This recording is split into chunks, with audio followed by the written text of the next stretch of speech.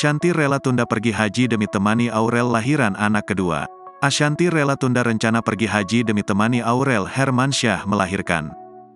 Padahal istri Anang Hermansyah ini mengungkapkan ia berharap bisa pergi haji bersama keluarga di usianya yang ke-40. Bahkan rencana tersebut sudah dirancang sejak lama.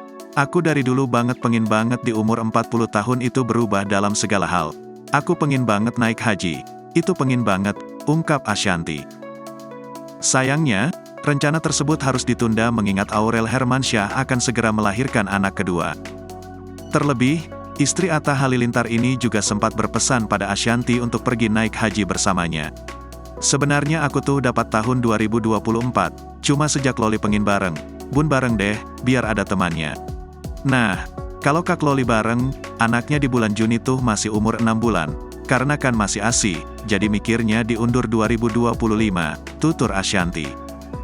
Diakui Ashanty, perkiraan kepergiannya ke Tanah Suci sekitar tahun 2024 atau 2025.